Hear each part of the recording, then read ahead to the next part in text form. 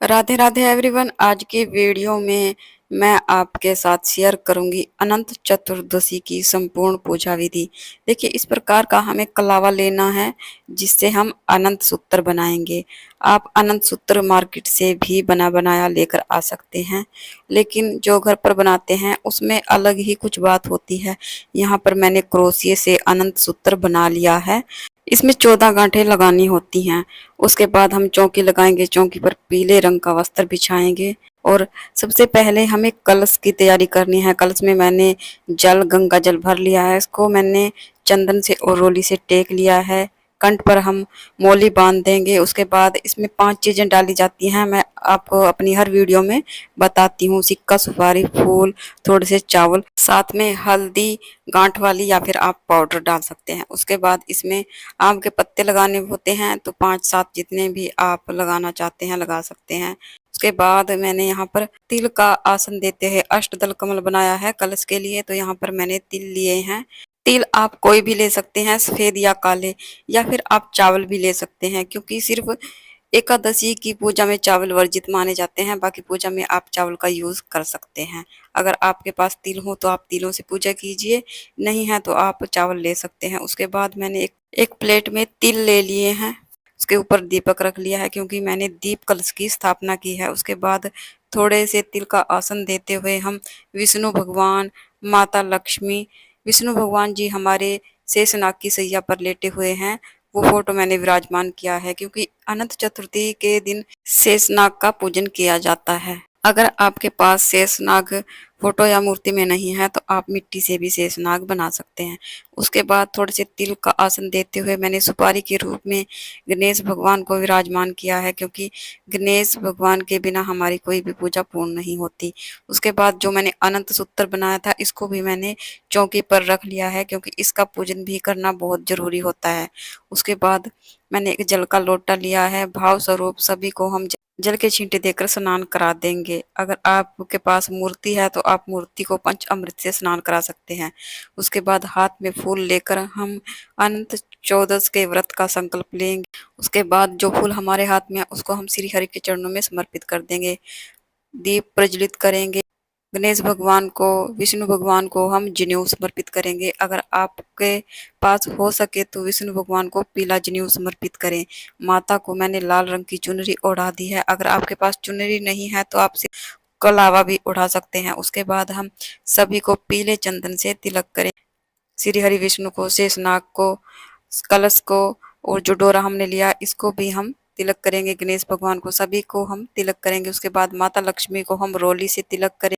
गणेश भगवान को भी हम रोली से तिलक करेंगे। सभी को हम रोली से तिलक कर देंगे। उसके बाद हम तिलक पर तिल या फिर अक्षत समर्पित करेंगे। जो भी आपने लिया है, अक्षत लिए हैं या फिर आपने तिल लिए हैं। उसके बाद हम गणेश भगवान को दुर्वा घास जरूर से समर्पित करेंगे। उसके बाद हम सभी को फूल समर्पित करें। हो सके तो आप विष्णु भगवान की पूजा में पीले फूलों का यूज करें, और माता लक्ष्मी के लिए आप लाल रंग के फूल, और गणेश जी को भी आप गुड़हल का जरूर से अर्पित करें। अगर फूल ना मिले तो आप बगैर फूलों के भी पूजा कर सकते हैं, या फिर जो भी फूल आपके पास है वो फूल समर्पित कीजिए। उसके बाद हम सभी को इत्र सेवा प्रदान करेंगे, क्योंकि विष्णु भगवान को इत्र बहुत अधिक प्रिय है। उसके बाद हम तुलसी समर्पित करेंगे विष्णु भगवान।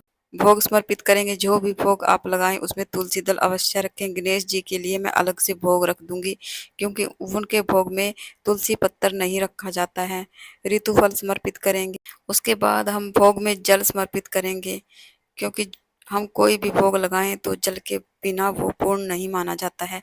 इसलिए आप किसी भी चीज का भोग लगाएं तो उसके साथ जल का भोग जरूर से लगाएं, या फिर आपने घर में कोई मिठाई बनाई है, पकवान बनाया है, उसका भोग भी आप लगा सकते हैं।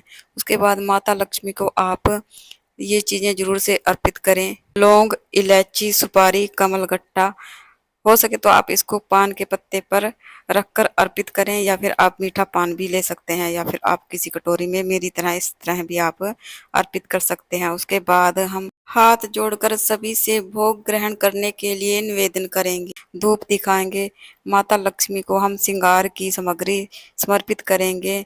2, 5, 7 या फिर 16 श्रृंगार, जैसा भी आप में सामर्थ्य है। उसके बाद हम दक्षिणा रखेंगे। दक्षिणा पूजा में रही कमियों को पूरा करती है। उसके बाद एक जल का लोटा और हाथ में फूल लेकर हम अनंत चतुर्दशी की व्रत कथा सुनेंगे।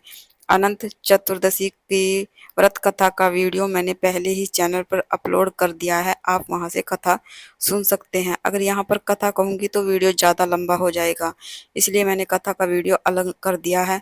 उसके बाद जो फूल हमारे हाथ में है इसको हम श्री हरि और माता लक्ष्मी के चरणों में अर्पित करेंगे। थोड़े से फूल हम जल के लोटे में डाल देंगे। उसके बाद हम आरती करेंगे। आरती आपको अलग दीपक जलाकर करनी है या फिर आप कपूर आरती कर सकते हैं, क्योंकि जो दीपक हमने कलश पर रखा है उसको हमें नहीं हिलाना है।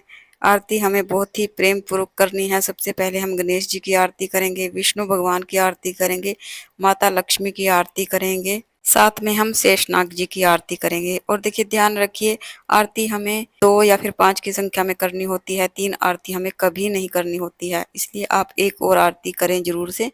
उसके बाद हाथ में थोड़ा सा जल लेकर हम चौकी के चारों तरफ से वार लेंगे, इस तरह से आचमनी कर लेंगे। उसके बाद हाथ जोड़कर भगवान से प्रार्थना करेंगे, अपनी मनोकामनाओं को पूर्ण करने के लिए प्रार्थना करेंगे, पूजा में रही कमियों के लिए समायाचना करेंगे। इस प्रकार हमारी पूजा पूर्ण हो जाएगी।